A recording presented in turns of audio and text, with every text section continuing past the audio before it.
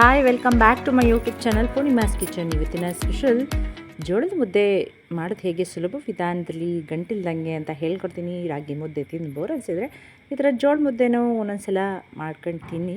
ತುಂಬ ಟೇಸ್ಟಿಯಾಗಿರುತ್ತೆ, ಹೆಲ್ತಿ ಕೂಡ. ಅದ್ರ ಜೊತೆಗೆ ಮೊಳಕೆ ಕಾಳು ಸಾಂಬಾರು ಮಾಡಿದೆ, ತುಂಬ ಅದ್ಭುತವಾಗಿತ್ತು ಟೇಸ್ಟು. ಮಧ್ಯಾಹ್ನ ಟೈಮ್ ಆಗಲಿ ನೈಟ್ ಟೈಮ್ ಆಗಲಿ ಈ ಥರ ಮಾಡ್ಕೊಂತೀನಿ. ಮಕ್ಕಳಿಗೆ ಅಂತಲ್ಲ ಎಲ್ಲರಿಗೂ ಕೂಡ ಇಷ್ಟ ಆಗುತ್ತೆ. ಅದರಲ್ಲೂ ಬಿಸಿ ಮುದ್ದೆ ತುಪ್ಪದ ಜೊತೆಗಂತೂ ಸೂಪರ್ ಕಾಂಬಿನೇಷನ್ ಅಂತಲೇ ಹೇಳ್ಬೋದು. ಬನ್ನಿ ಹೇಗೆ ಮಾಡೋದು ಅಂತ ಜೋಳದ ಮುದ್ದೆನ ಹೇಳ್ಕೊಡ್ತೀನಿ. ಯಾರೆಲ್ಲ ನನ್ನ ಚಾನಲ್ ಹಾಗೆ ನೋಡ್ತಿದ್ದೀರಾ ಪ್ಲೀಸ್ ಲೈಕ್ ಮಾಡಿ, ಸಬ್ಸ್ಕ್ರೈಬ್ ಆಗಿ, ಹಾಗೆ ಪಕ್ಕದಲ್ಲಿರೋ ಬೆಲ್ ಬಟನ್ ಅಂತ ಮರಿಬೇಡಿ. ಬನ್ನಿ ಹೇಗೆ ಮಾಡೋದು ಅಂತ ಹೇಳ್ಕೊಡ್ತೀನಿ. ಅದಕ್ಕೆ 1 ಬೌಲಷ್ಟು ಜೋಳದ ಹಿಟ್ಟಿಗೆ 3 ಬೌಲಷ್ಟು ನೀರನ್ನು ತಗೊಂಡಿದ್ದೀನಿ. ನಂತರ ಒಂದು ಸ್ಟವ್ ಮೇಲೆ ಪಾತ್ರೆನ ಇಟ್ಟು ಸ್ಟವನ್ನು ಹಚ್ಚಿ ನೀರು ಕಾಯೋದಕ್ಕೆ ಬಿಡಿ. ಸ್ವಲ್ಪ ನೀರು ಕಾದ ನಂತರ ಅದಕ್ಕೆ ಸ್ವಲ್ಪ ಉಪ್ಪನ್ನು ಹಾಕ್ತಿದ್ದೀನಿ, ಜೋಳ ಮುದ್ದೆ ಗಂಟಾಗಬಾರ್ದು ಅಂಥೇಳಿ.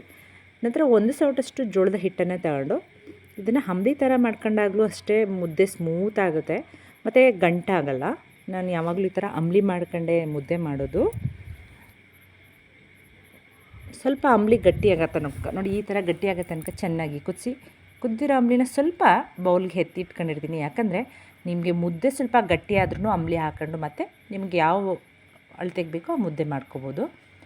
ನಂತರ ಕುದೀತಿರೋ ಅಂಬ್ಲಿಗೆ 1 ಬೌಲಷ್ಟು ಜೋಳದ ಹಿಟ್ಟನ್ನು ಹಾಕ್ತಾಯಿದ್ದೀನಿ. ನಾನು ಆಗಲೇ ಹೇಳ್ದಾಗೆ 1 ಬೌಲ್ ಹಿಟ್ಟಿಗೆ 3 ಬೌಲಷ್ಟು ನೀರನ್ನು ಹಾಕಲಿ. ಬೇಕಾದ್ರೆ ಅರ್ಧ ಲೋಟ ಜಾಸ್ತಿ ಹಾಕೊಂಡ್ರು ಸರಿಯೇ. ನಂತರ ಒಂದು 5-10 ನಿಮಿಷ ಚೆನ್ನಾಗಿ ಕುದಿಸಿದ ನಂತರ ಕುದ್ದಂಥ ಅಂಬ್ಲಿ ಹಿಟ್ಟು ಮತ್ತು ಜೋಳದ ಹಿಟ್ಟನ್ನು ಚೆನ್ನಾಗಿ ಮುದ್ದೆ ಕೋಲಲ್ಲಿ ಚೆನ್ನಾಗಿ ನಾವು ಮುದ್ದೆ ತೋಳ್ಸೋದು ಅಂತ ಹೇಳ್ತೀವಿ. ಮುದ್ದೆನ ಚೆನ್ನಾಗಿ ತಿರುವಿಗೆ ಸ್ವಲ್ಪನೂ ಗಂಟಾಗಲ್ಲ, ಟೇಸ್ಟ್ ಮಾತ್ರ ತುಂಬ ಚೆನ್ನಾಗಿರುತ್ತೆ. ನಾನು ಇದನ್ನು 2 ಮುದ್ದೆ ಮಾಡುವ ಸೈಜನ್ನು ಹೇಳ್ಕೊಟ್ಟಿದ್ದೀನಿ. ನೀವು ಬೇಕಿದ್ರೆ ಇದನ್ನೇ ಸ್ವಲ್ಪ ಜಾಸ್ತಿ ಮಾಡಿಕೊಂಡು ಬೇಕಿದ್ರೆ ಮಾಡ್ಕೋಬೋದು. ಕರೆಕ್ಟಾಗಿ 2 ಮುದ್ದೆ ಊಟ ಮಾಡ್ಬೋದು. ನೋಡಿ, 1 ಬೌಲ್ ಜೋಳದ ಹಿಟ್ಟಲ್ಲಿ ನಾನು ಹೇಳೋದೆಲ್ಲ ರಾಗಿ ಮುದ್ದೆ ತುಂಬ ತಿಂದು ಬೋರ್ ಆಗಿದ್ದರೆ ನೀವು ಈ ಥರ ಜೋಳದ ಮುದ್ದೆನ ಮಾಡ್ಕೋಬೋದು. ಬೇಕಿದ್ದರೆ ನೀವು ಇದಕ್ಕೆ ಜೋಳ ಮತ್ತು ರಾಗಿ ಹಿಟ್ಟು ಎರಡೂ ಸೇರಿಸಿನೂ ಕೂಡ ಮಿಕ್ಸ್ ಕಾಂಬಿನೇಷನಲ್ಲೂ ಮುದ್ದೆ ಮಾಡ್ಕೋಬೋದು. ಇದೇ ಮೆಥಡಲ್ಲಿ ಮಾಡಿ ಮುದ್ದೆ ಅಂತೂ ಕರೆಕ್ಟ್ ಅಳತೆಲ್ಲ ಆಗುತ್ತೆ. 2 ಮುದ್ದೆ ಕರೆಕ್ಟಾಗಿ ಆಗುತ್ತೆ.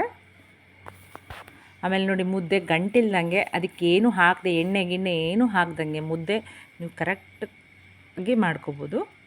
ನಾನು ಮುದ್ದೆ ತೆಗಿಯೋದಕ್ಕೆ ನೋಡಿ ಈ ಥರ ಮುದ್ದೆ ತೆಗಿಯೋವಂಥ ಸ್ಪ್ಯಾಚುಲಾ ಇಟ್ಕೊಂಡಿದ್ದೀನಿ, ಅದರಲ್ಲಿ ತೆಗಿತೀನಿ. ನೀವು ಬೇಕಿದ್ರೆ ಬಟ್ಟೆಯಲ್ಲಾದರೂ ತೆಗಿಬೋದು, ತಟ್ಟೆಲ್ಲಾದರೂ ತೆಗಿಬೋದು, ಯಾವುದ್ರಲ್ಲಿ ಬೇಕಾದರೂ ತೆಗಿಬೋದು. ನಿಮ್ಗೆ ಯಾವ ಸೈಜ್ ಬೇಕೋ ಆ ಸೈಜ್ ಮುದ್ದೆ ಹಿಟ್ಟನ್ನು ಹಾಕಿ ನುಣ್ಣಗೆ ದುಂಡಗೆ ಮಾಡ್ಕೊಂಬಿಟ್ರೆ ಬಿಸಿ ಬಿಸಿಯಾದ ಜೋಳದ ಮುದ್ದೆ ರೆಡಿ ಆಗುತ್ತೆ. ನಾನು ಆವಾಗಲೇ ಹೇಳ್ದಾಗೆ ನಾನು ಇದಕ್ಕೆ ಮೊಳಕೆ ಕಾಳು ಸಾಂಬಾರು ಕಾಂಬಿನೇಷನ್ ಮಾಡಿದ್ದೆ. ನೀವು ಯಾವ ಸಾಂಬಾರು ಕಾಂಬಿನೇಷನ್ ಮಾಡ್ಕೊಂಡ್ರು ತುಂಬ ಚೆನ್ನಾಗಿರುತ್ತೆ. ಅದ್ರ ಜೊತೆ ಸ್ವಲ್ಪ ಬಿಸಿ ಬಿಸಿ ತುಪ್ಪ ಹಾಕೊಂಬಿಟ್ರಂತೂ ಜೋಳದ ಮುದ್ದೆ ಸೂಪರ್ ಟೇಸ್ಟು ಕಣ್ರಿ. ಆವಾಗಲೇ ಹೇಳ್ದಂಗೆ ರಾಗಿ ಮುದ್ದೆ ಬೋರ್ ಆಗಿದ್ರೆ ಈ ಥರ ಮಾಡ್ಕೊತೀನಿ. ನೋಡೋದಕ್ಕೂ ತುಂಬ ಚೆನ್ನಾಗಿರುತ್ತೆ, ಆರೋಗ್ಯಕ್ಕೂ ತುಂಬ ಒಳ್ಳೆಯದು ಅಂತಲೇ ಹೇಳ್ಬೋದು. ಜೋಳದ ಮುದ್ದೆ, ಜೋಳದ ರೊಟ್ಟಿ ಮಾಡಿರ್ತೀರ, ಜೋಳದ ಮುದ್ದೆ ಮಾಡೋದು ಹೇಗೆ ಅಂತ ಗೊತ್ತಿರಲ್ಲ, ಮಾಡಿ ತೋರಿಸಿದ್ದೀನಿ. ಯಾರಿಗೆಲ್ಲ ಈ ಜೋಳದ ಮುದ್ದೆ ವಿಡಿಯೋ ಇಷ್ಟ ಆಯಿತು ಪ್ಲೀಸ್ ನಿಜವಾಗ್ಲೂ ಹೇಳ್ತಾಯಿದ್ದೀನಿ, ಸಬ್ಸ್ಕ್ರೈಬ್ ಆಗಿ, ಶೇರ್ ಮಾಡಿ, ಕಮೆಂಟ್ ಮಾಡಿ, ಶೇರ್ ಮಾಡಿ ಅಂತ ಹೇಳ್ತಾ ನಮ್ಮ ಇವತ್ತಿನ ವಿಡಿಯೋನ ಮುಗಿಸ್ತಾ ಇದ್ದೀನಿ. Okay bye, thanks for watching.